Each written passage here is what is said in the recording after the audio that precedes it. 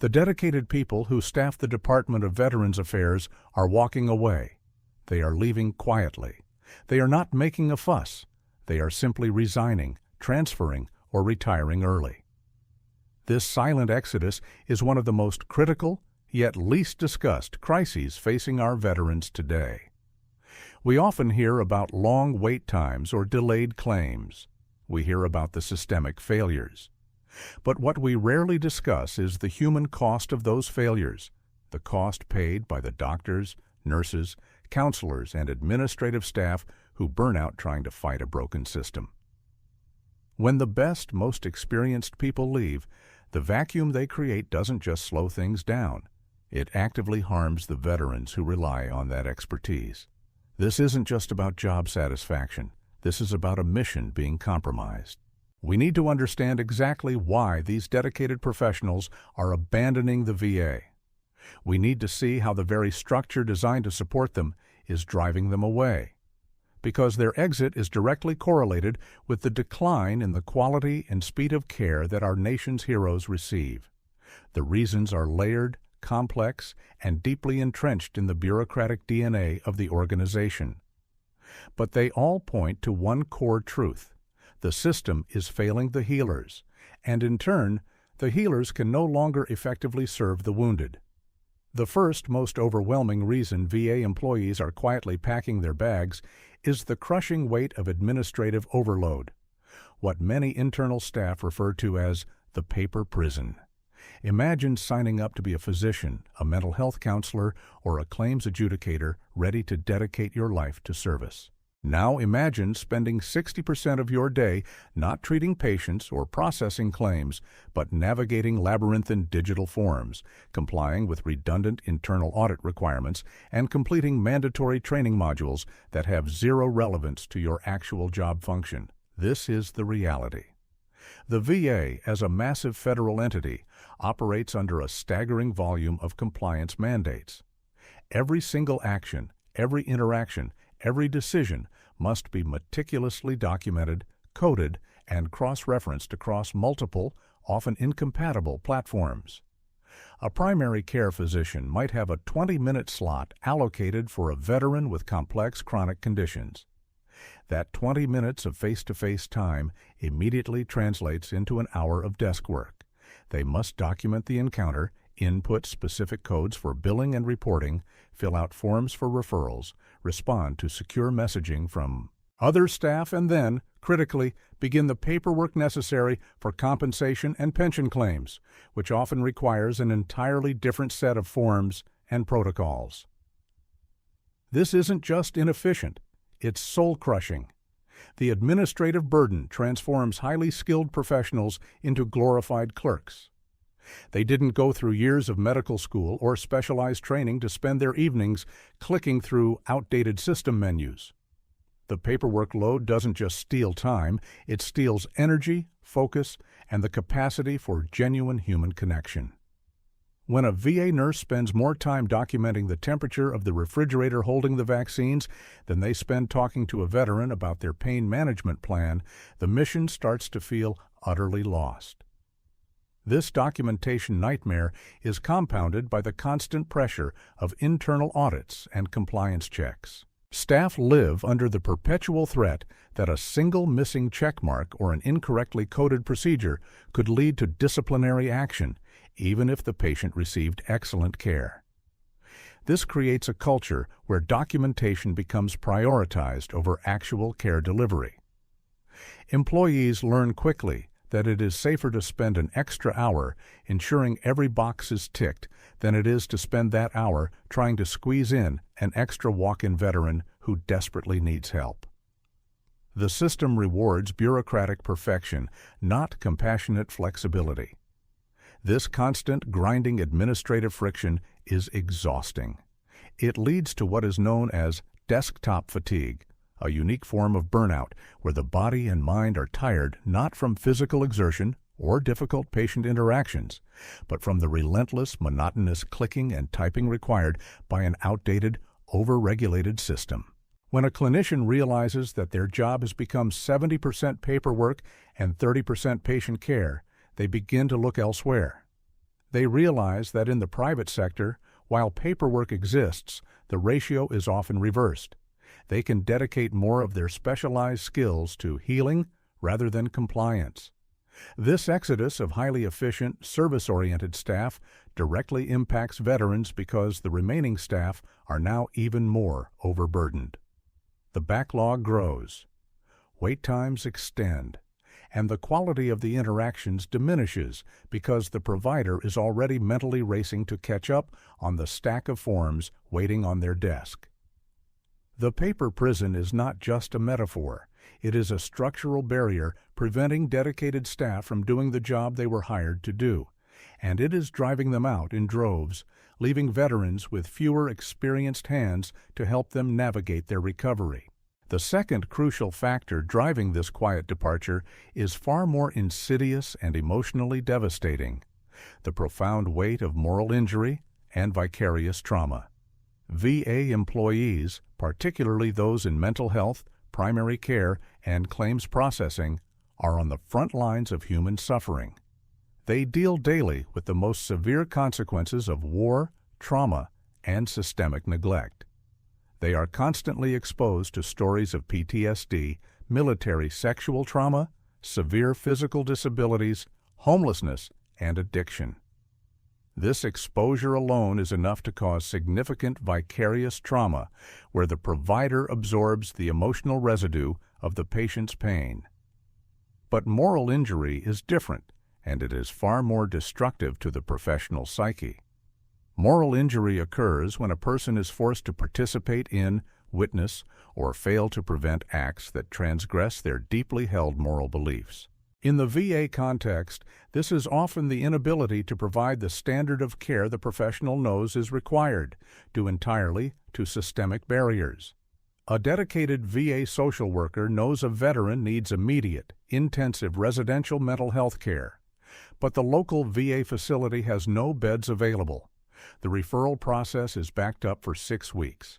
The social worker is forced to send that deeply distressed veteran back to their unstable living situation, knowing full well the risk of self-harm or crisis is extremely high. This failure is not the social worker's fault. It is a systemic failure of resource allocation, capacity, and bureaucracy. Yet, the social worker bears the emotional weight of that failure. They feel complicit in the harm that follows. This dissonance, the desire to heal being constantly thwarted by the system they work within, is the essence of moral injury. It is a deep ethical wound that conventional burnout recovery techniques cannot fix. How do you recover from knowing you could have saved someone, but the forms, the waiting lists, or the budget cuts prevented you? This happens daily across the VA system. Claims processors, for example, might see a veteran who is clearly deserving of disability compensation due to documented service-related injuries. Yet the outdated, restrictive criteria of the claims manual forces them to deny the claim or delay it indefinitely, knowing the veteran is struggling financially. The adjudicator feels the moral burden of that financial distress, even though they are just following the rules. The VA system often fails to provide adequate, accessible mental health support for its own staff dealing with this level of trauma. There is often a stigma attached to seeking help internally. Employees fear that admitting they are struggling with vicarious trauma or moral injury will be perceived as weakness, potentially impacting their security clearance, promotion opportunities, or overall job stability. They worry about their fitness for duty being questioned. Consequently, many suffer in silence. They internalize the pain, the guilt, and the frustration until the only viable option for self-preservation is to leave the environment that is actively destroying their mental and emotional health. When these experienced, empathetic clinicians leave, who replaces them? Often, less experienced staff who are immediately thrust into the same high-trauma, high-stress environment, perpetuating the cycle of burnout and exodus. The veterans suffer because the most resilient and empathetic providers, those who truly understand the depth of military trauma, are the first to be ground down and forced out by the moral compromises the system demands. The emotional cost of working at the VA is simply unsustainable for many of the most dedicated professionals. Third, a pervasive issue that drives high-quality staff to the private sector is the significant pay gap and the frustratingly stagnant career ladders inherent in the federal GS system. The VA competes for talent in highly specialized fields: surgeons, advanced practice nurses, specialized IT security experts, and high-level administrators. Yet, the federal pay structure often fails dramatically to keep pace with the private sector, especially in competitive urban and specialty markets. A highly skilled VA nurse working in a major metropolitan area might be earning tens of thousands of dollars less than their counterpart at a local civilian hospital. For specialized physicians, the difference can be astronomical. While the VA offers the intangible benefit of serving veterans and the long-term security of a federal pension, the immediate financial strain and the recognition of being undervalued professionally often outweighs these benefits, especially for younger staff carrying significant student debt or those raising families in high-cost-of-living areas.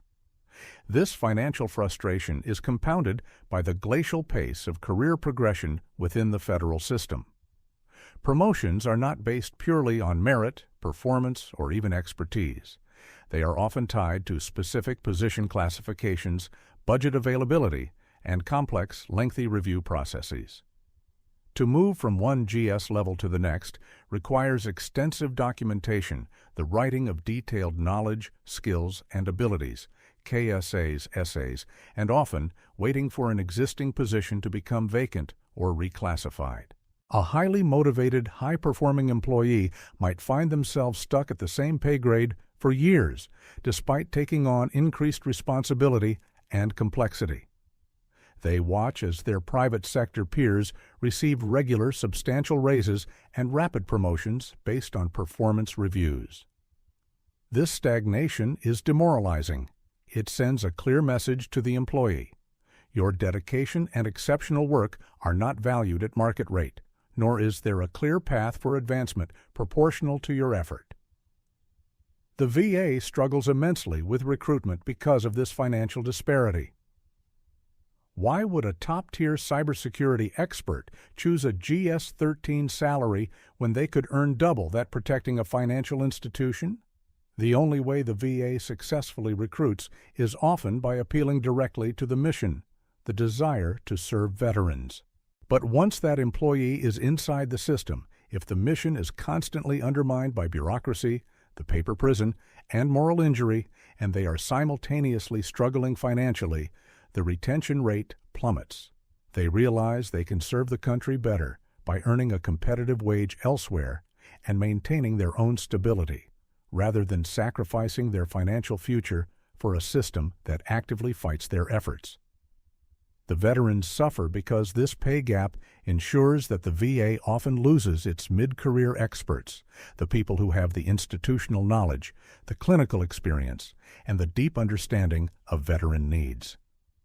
When these essential middle layers leave, the entire organization becomes top-heavy with management and bottom-heavy with inexperienced staff, leading to errors, delays, and a severe drop in the continuity of care.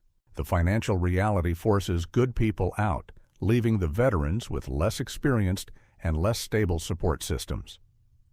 The fourth major contributor to the quiet exodus is the pervasive issue of toxic leadership and a debilitating internal culture. While many VA facilities boast exceptional, mission-driven managers, the systemic problem of poor leadership is widespread enough to significantly impact retention across the board. Federal management positions often prioritize seniority and compliance expertise over genuine leadership ability, emotional intelligence, or clinical background. This results in managers who are highly skilled at navigating bureaucracy, but utterly incapable of inspiring, protecting, or advocating for their frontline staff. The culture often becomes one of micromanagement, fear, and punitive responses to legitimate concerns. Frontline staff frequently report feeling like they are working against their own management team. Instead of shielding clinicians from the administrative crush, Poor leaders often amplify it, imposing arbitrary deadlines, prioritizing superficial metrics, like meeting attendance, over patient outcomes, and failing to provide necessary resources. If an employee raises a genuine concern, say, about unsafe staffing ratios or an inefficient process, they often face retaliation, not resolution. This retaliation can be subtle, being passed over for preferred assignments, receiving a poor performance review, or being subjected to intense scrutiny. Because of the fear of being blacklisted or facing formal disciplinary action, staff often resort to silent quitting, disengaging emotionally, and doing the bare minimum required before they physically leave the organization. The lack of psychological safety means that critical feedback, which is essential for improving a complex organization like the VA, is stifled.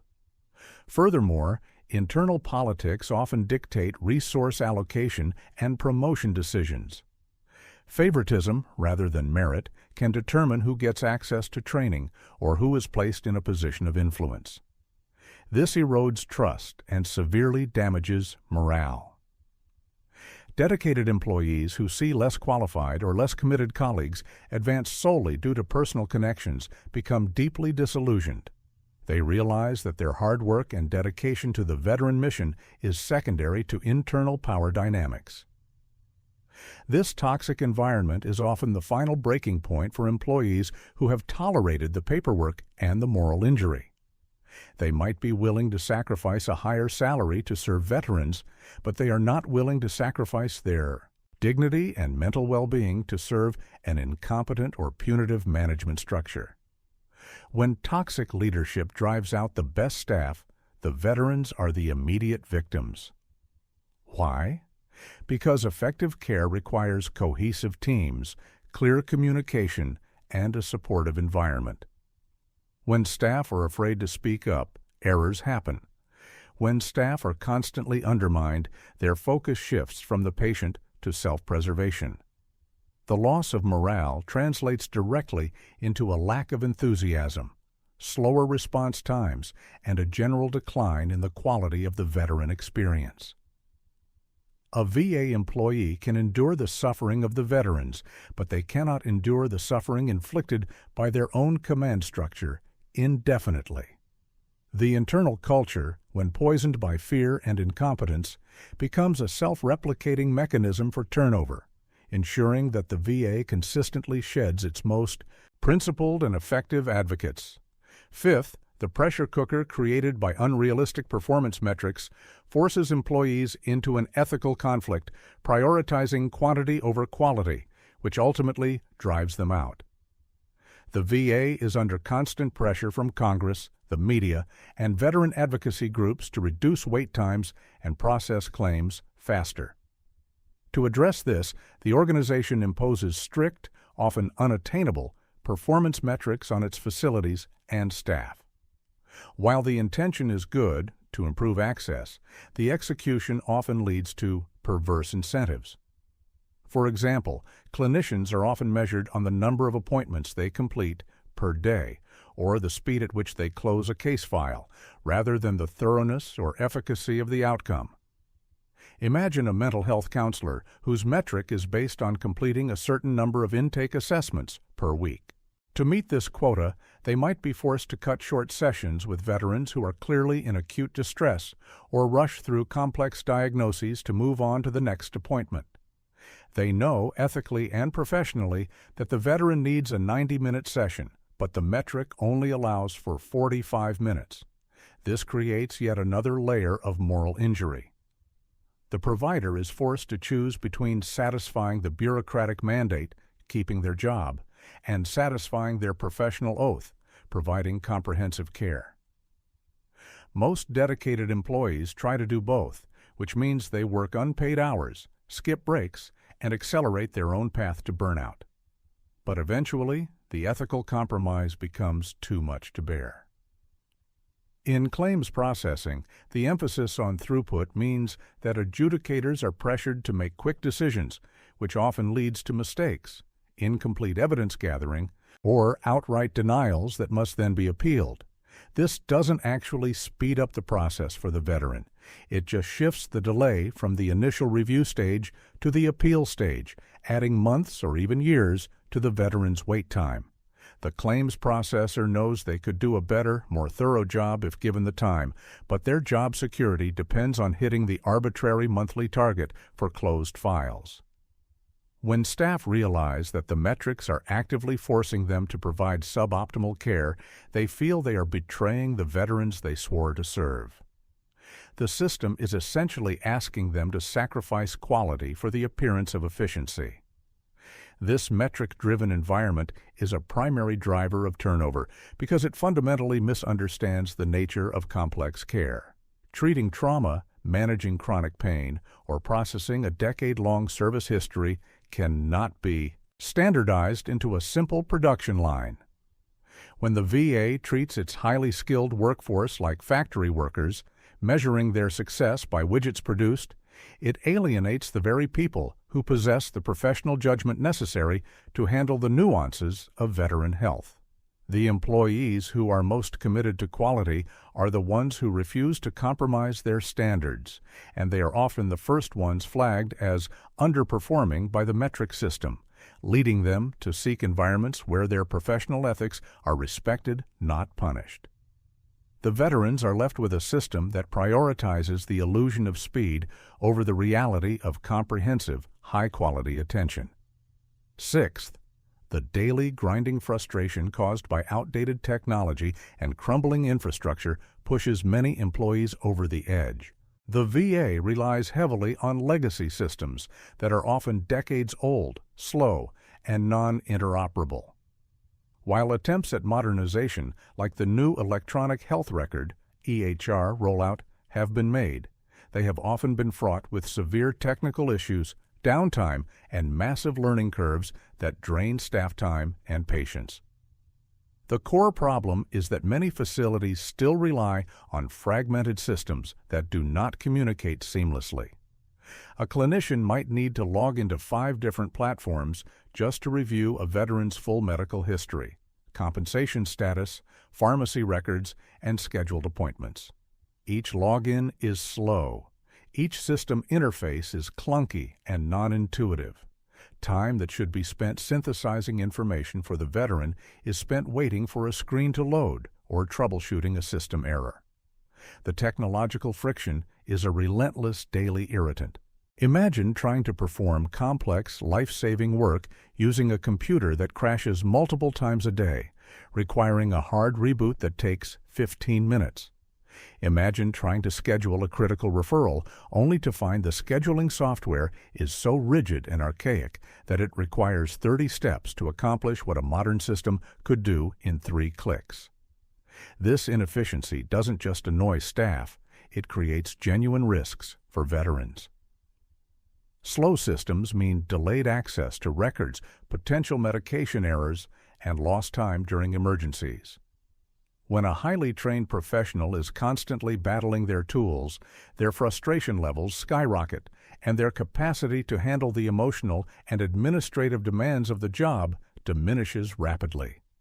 Beyond the software, the physical infrastructure at many VA facilities is also a major demoralizer.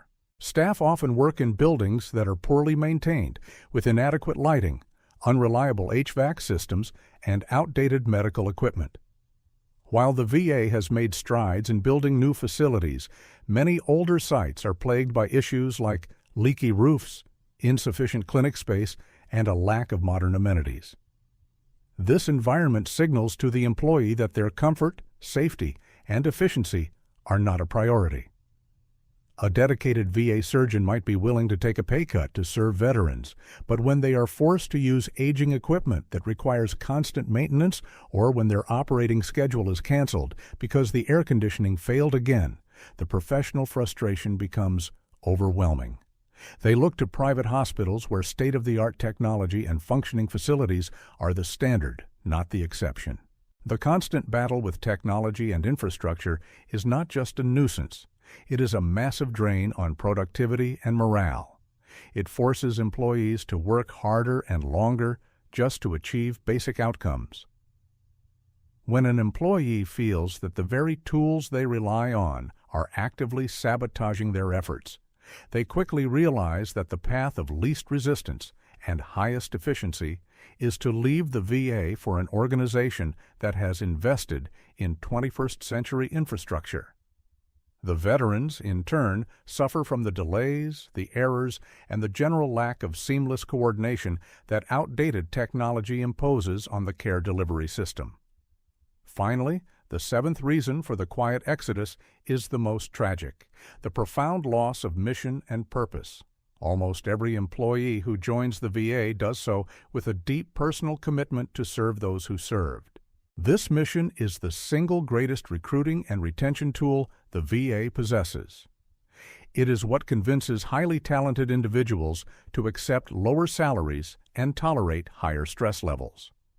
But the constant collision with the systemic failures outlined above, the paperwork, the moral injury, the toxic leadership, the bad technology, eventually grinds this sense of purpose down to dust. The staff member starts their tenure as a passionate advocate, ready to fight for the veteran. Over time, they realize they are spending more energy fighting the system, fighting their own managers, fighting the outdated computers, fighting the compliance mandates, than they are fighting for the veteran. The system, intended to be a vehicle for the mission, becomes the primary antagonist. The employee feels like they are pushing a boulder uphill and that the organization they work for is actively working against its stated goals. This realization is profoundly disillusioning. It is the moment when the employee realizes that their dedication is not enough to fix the fundamental structural flaws. They stop believing that they can make a difference. This loss of purpose is the ultimate catalyst for departure. An employee can tolerate stress, they can tolerate long hours, and they can even tolerate a lower salary, provided they feel their work is meaningful and impactful. But when the meaning is stripped away, when the impact is neutralized by bureaucracy, and when their daily life is consumed by fighting internal battles, the initial spark of dedication dies. The employee begins to ask themselves, if I am not actually helping the veteran and I am destroying my own mental health and financial stability in the process, why am I here? The answer, increasingly, is that there is no good reason to stay. They leave not because they stop caring about veterans, but precisely because they care too much, and realize the only way to maintain their professional integrity is to step away from the corrupted system. The departure of these mission-driven individuals is the worst possible outcome for veterans. These are the employees who possess the institutional memory, the nuanced understanding of military culture, and the unwavering commitment to advocacy. When they leave, the VA loses its moral compass. It loses its most effective internal reformers. It loses the people who are willing to go the extra mile, stay late, and navigate the bureaucratic maze for a single veteran. The remaining staff, witnessing this exodus, become further demoralized, accelerating the cycle. The quiet departures create a crisis of experience, a crisis of continuity, and ultimately, a crisis of faith in the system designed to provide care. The VA is experiencing a hemorrhaging of talent driven by a confluence of systemic pressures that make the job functionally impossible for dedicated professionals. It is the paper prison trapping clinicians in documentation cycles, the moral weight of vicarious trauma and ethical compromise, the financial penalties of the pay gap, the corrosive effects of toxic leadership, the pressure to compromise quality for performance metrics, and the relentless friction of outdated technology. All of these factors conspire to extinguish the initial flame of purpose, leaving employees with no choice but to seek professional sanctuary elsewhere. The cost of this quiet exodus is not measured in turnover statistics. It is measured in veteran suffering. Every experienced doctor, counselor, or claims processor who leaves means longer wait times for appointments, less comprehensive care during those appointments, and increased delays in receiving critical benefits. The loss of institutional knowledge means mistakes are more frequent, and the learning curve for new, inexperienced hires is steeper and more dangerous. The veterans who rely on the VA for their very survival are the ones paying the ultimate price for the system's inability to support its own staff. We must recognize that supporting VA employees is not an optional benefit. It is a fundamental requirement for providing quality veteran care. Until the VA addresses the underlying structural rot, the bureaucracy, the culture, and the technological stagnation, this quiet exodus will continue, and the promise made to our nation's heroes will remain broken. The time for superficial fixes and temporary measures is over. The VA must fundamentally reform the environment in which its healers operate, or we risk losing the entire generation of professionals dedicated to serving those who served us all. This is not just a staffing problem, it is a moral imperative.